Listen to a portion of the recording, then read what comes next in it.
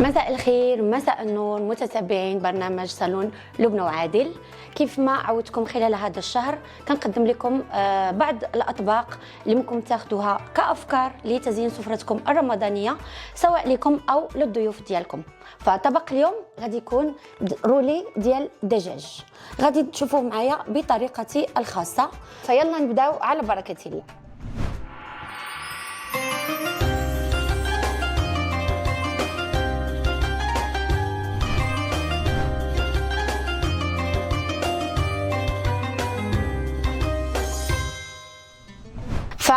فنحتاجوا لهذه الوصفه، غادي نحتاجوا البصل مقطع بهذه الطريقه، غادي نديرو في يتشحر واحد شويه في المقلاة قبل نحطوا الزيت، شويه ديال الزيت. منين كنشحروا البصله والثوم قبل فكتعطي واحد اللذه زوينه في الرولي ديال الدجاج. كاين اللي كيستعمل البصل هكا خضر مازال وكيطحنوا مع باقي المكونات، فاحنا غادي نديرو شويه حتى يتبدل غير اللون ديالو.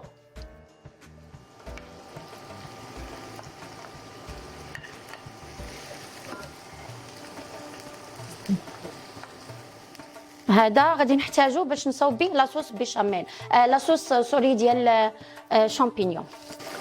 غادي نزيدو واحد 3 دروس ديال الثوم وغادي نحركوه حتى اللون ديال البصل يتبدل، ونرجع معكم نشوفوا بقيه التحضير.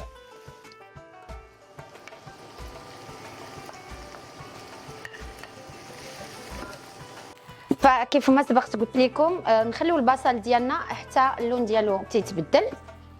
كيجي رائع جدا في الرولي ديال الدجاج ملي كتشحروا البصله. كيف ما قلت لكم كاين اللي كيخليها خضراء وكيستعملها خضراء، حتى هذا حتى هذه طريقه كتبقى، لكن يفضل تشحر. فاليوم كما قلت لكم غتشوفوا الطريقه ديالي لتحضير هذا الرولي هذا، وان شاء الله ينال الاعجاب ديالكم. فصافي غادي نطفيو على البصله ديالنا بعد ما اللون ديالها تحمر شويه، ونكملوا بقيه التحضير.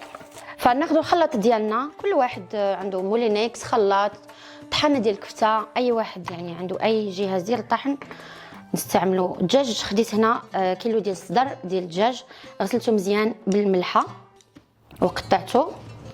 فغادي نديروا الدجاج هنا،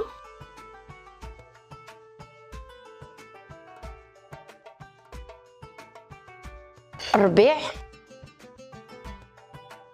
حيت كل شيء غادي يتطحن مره واحده.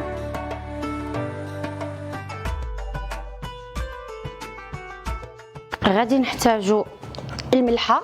فالملحه دائما كنقول لكم على حسب الذوق، لانه كنستعمل غسلنا الدجاج بالملحه، وغادي نستعملوا الحار حتى هو مالح، فنحاولوا الملحه ما نكثروش منها.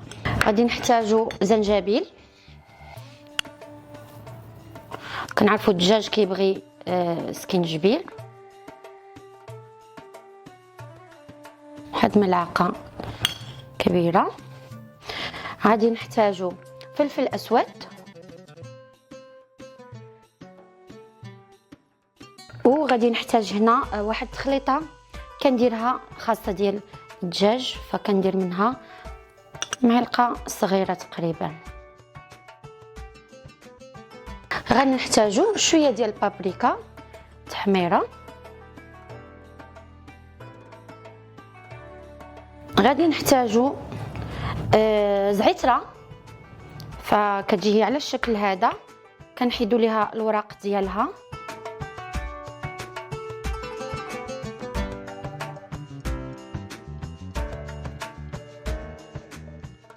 كنحتاجوا لا شابلور او لا تنسميوها الخبز المحمص ومطحون. اللي ما عندوش ممكن يستعمل السميده، السميد يعني. فهي اللي كتجمع لنا الدجاج مزيان مع بيضه وحده. غادي نخلطوا جميع المكونات نطحنوهم ونرجع معكم نشوفوا بقيه التحضير.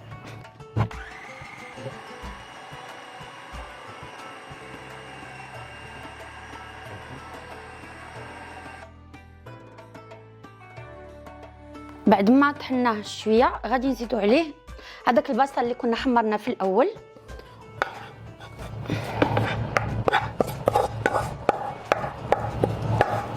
وغادي نطحنوه مره اخرى ونرجعوا معكم لتكمله البقيه. فالكفته ديالنا وجدات، نوريكم القوام ديالها كيفاش كيكون هكا. نحاولوا نحيدوها، فهذا هو الشكل ديالها. الا شفناها مازال محتاجه فكنزيدوا ليها، ولكن بالنسبه لي انا كنظن جاهزه.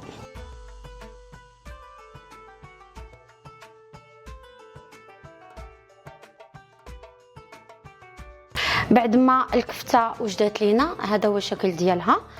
انا كنزيد لا موطارد والحار كنديرهم في هذه اللحظه هذه، في هذه المرحله.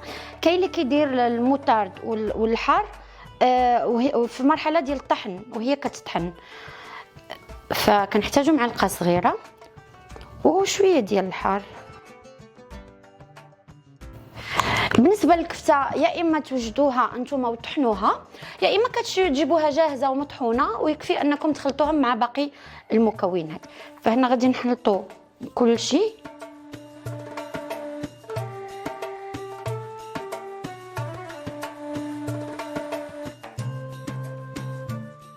وغادي نوجدوا السبانخ مع بعض. في نفس المقلاة كنحتاجوا معلقه ديال الزبده، كنديروا لي زيبينار ديالنا غير يتسوطا واحد شويه يهبطوا ونطفيو عليهم، شويه ديال المليحه وشويه ديال الفلفل الاسود. كنحركوهم حتى تيهبطوا لنا، حيت هذه غادي تكون الحشوه اللي غادي نعمروا بها الدجاج ديالنا.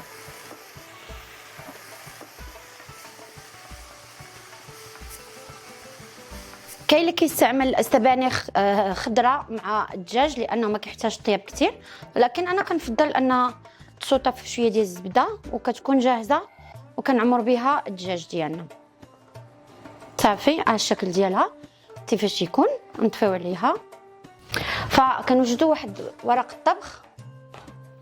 هنا عندي رقيق فانا استعملت جوج، تندهنهم بشويه ديال الزيت.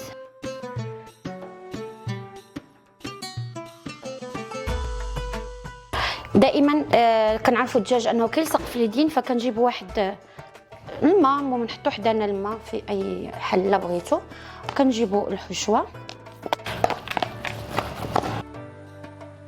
نحاولوا نديروا على شكل مستطيل اللي يكون تقريبا العلو ديالو 1 سنتيم ولا سنتيم ونص. كنقرصوا بهذه الطريقه، نحسوا به كيلصق نديروا الماء. فهي وصفه سهله وسريعه جدا اللي ممكن تاخذوها كفكره تحطوها في الطاوله الرمضانيه ديالكم. وحنا كنقرصوا وحنا كنطلعوا من الجناب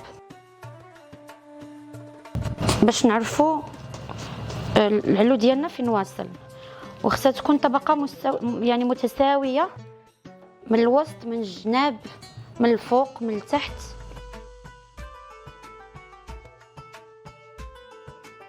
فهو ده الشكل، كتجي متساويه. كنجيبوا الحشوه ديال السبانخ اللي كنا صوتيناها في شويه ديال الزبده وكنحاولوا نسرحوها. بطبيعه الحال ممكن ديروا لها الحشو اللي بغيتو. السبانخ كتبقى طريقه يعني اختياريه، ممكن تستعملوا اي حشوه بغيتو، ماشي بالضروره سبانخ. فانا كنبغي نستعمل يديه اكثر، كنرتاح فيها صراحه. كنحاولوا نوزعوها باش ملي كنقطعوهم على شكل دوائر، يعني كل فرد كتجي فيه الطرف ديال اللي فيه السبانخ والحشوه الباقيه. فهنا غادي نديرو الفرماج، ممكن تستعملوا اي فرماج بغيتو، فانا استعملت هذا.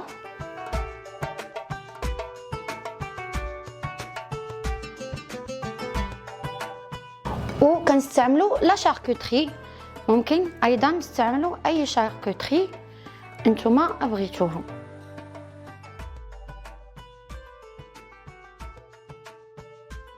فهنا غادي نبداو نلويو.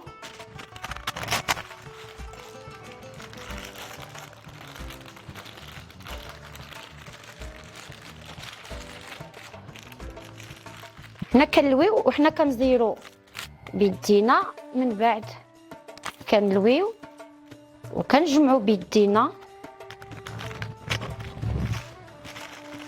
وحنا مكملين على نفس الطريقه حتى تنكملوها كامله.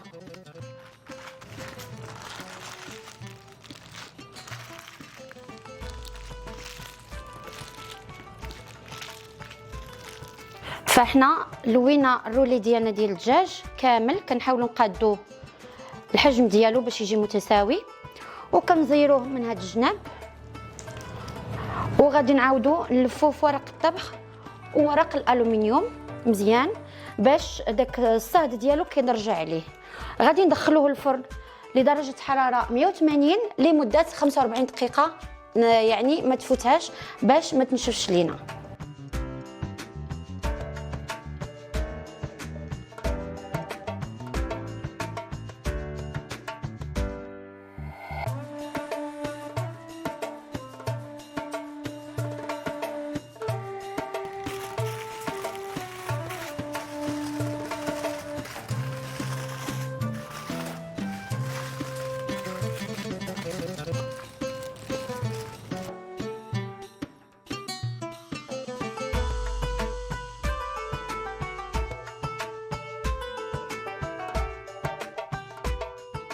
غادي نوجدوا لاصوص ديال شامبينيون اللي كتجي مرافقه لهاد الرولي ديال الدجاج ديالنا.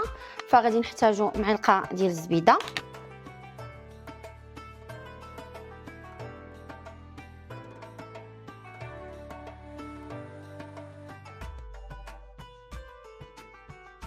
غادي نزيدوا عليهم شويه ديال البصله، غادي نزيدوا عليهم شامبينيو ديالنا قطعناه بهذه الطريقه، بطبيعه الحال شويه ديال المليحه وشويه ديال الفلفل الاسود،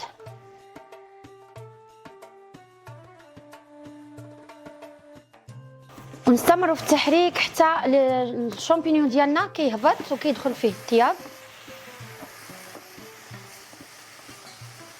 ما تياخذش وقت كتير، يعني في الساعه كيوجد.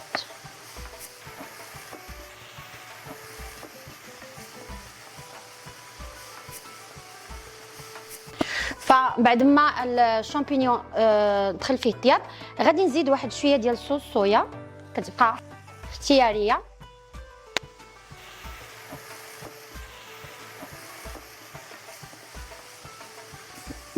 وغادي ننزل عليهم بلا كريم ديال الطبخ، كريمه الطبخ. غادي ندير القياس اللي غادي يقدني في هذه الوصفه هذه.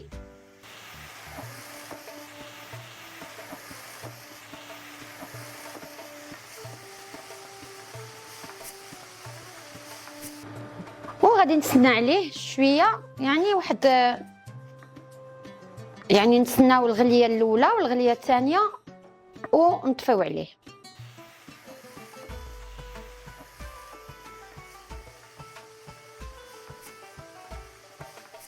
غادي نزيدو شويه ديال المعدنوس في الاخر باش يبقى عطينا ديك لا فريشور ديالو، وصافي وكنطفيو عليه. وغادي ندوزو نشوفو الخضروات المرافقه الرولي ديال الدجاج ديالنا.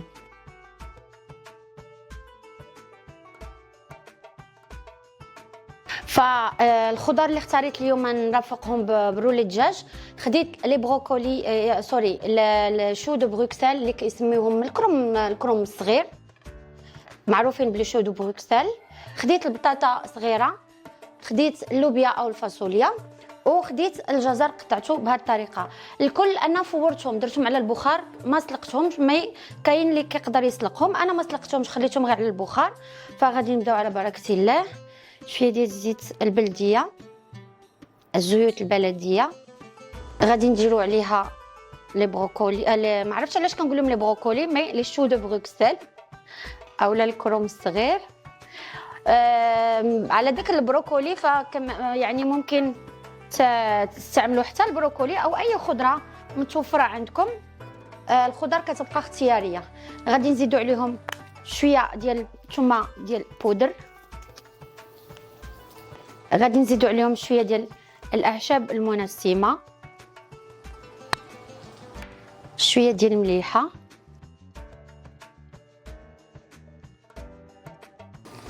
وشويه ديال الفلفل الاسود.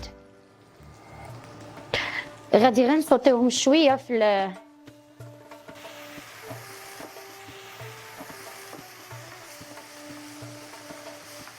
لانهم طايبين واجدين. كاين اللي كيديرهم في الفران،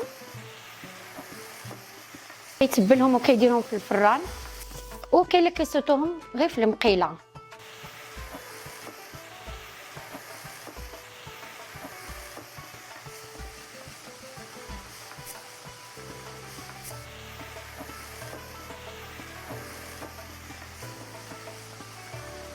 بعد ما لي شو دو بروكسل وجدوا لينا او الكروم الصغير وجد، ففي نفس المقلاه كنديروا شويه ديال الزيت.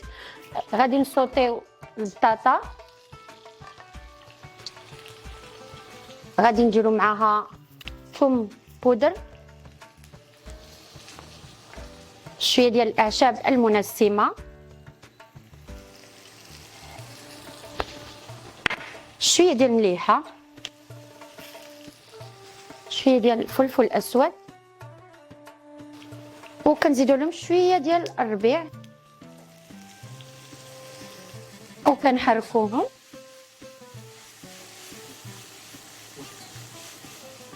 الريحه ما شاء الله طالعه ديال هاد التتبيله هذه في الخضر. فبنفس العمليه غادي نديروا الفاصوليا،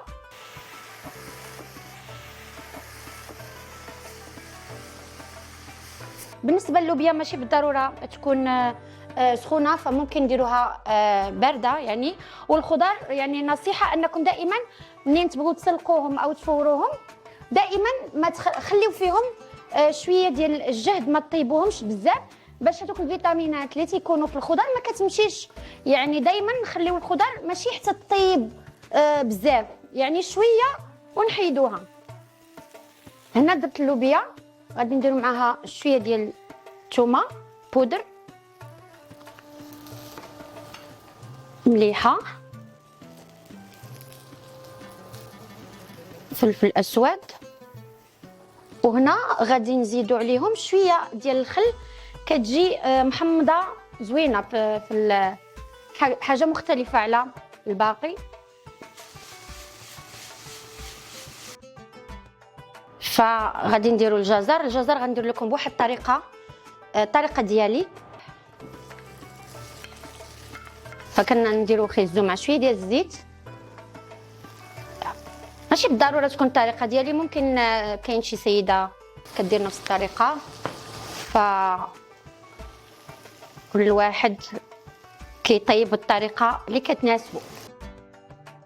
هنا كنضيفو شويه ديال العسل،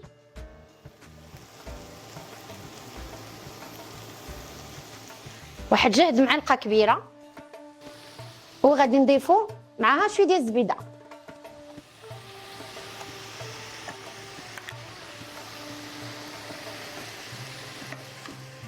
صافي بما المكونات كاملين دخلوا لينا في الجزر، وغادي نطفيو عليه.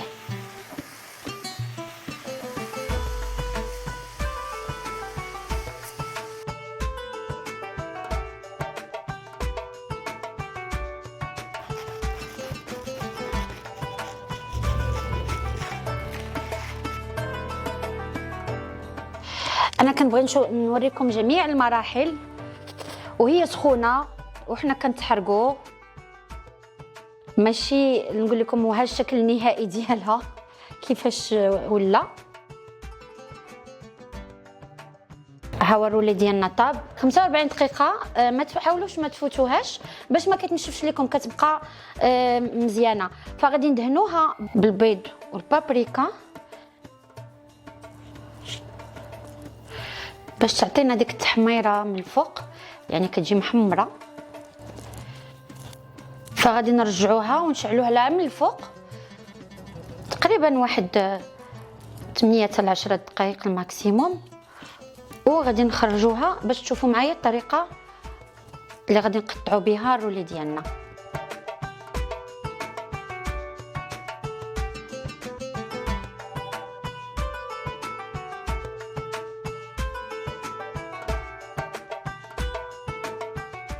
فالرولي ديال الدجاج ديالنا ها هو وجد لينا. هذا هو الشكل ديالو النهائي. حمرناه واحد شويه في الفران مده ديال 10 ديال الدقائق وحصلنا على هذا اللون المذهب. فغادي نبداو نقطعو بسم الله. نحاولوا ما نقطعوش ما عريضش وما رقيقش وسخون، لكن الرائحه طالعه منه ما شاء الله. الرائحه ديال لي زيبينار ها هو الشكل ديالو. فكيجيو فيه الالوان. غادي نكمل التقطاع ديالي.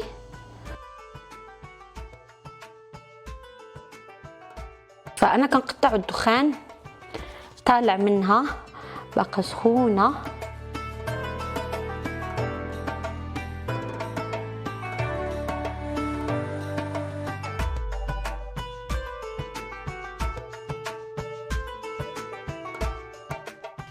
وغادي نحاولوا نحطوها في الطبق ديالنا، نحطوها بهذا الشكل هذا.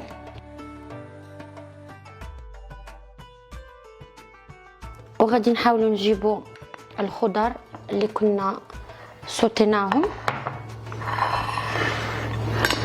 كل واحد كتبقى له الطريقه ديال التزيين بطبيعه الحال.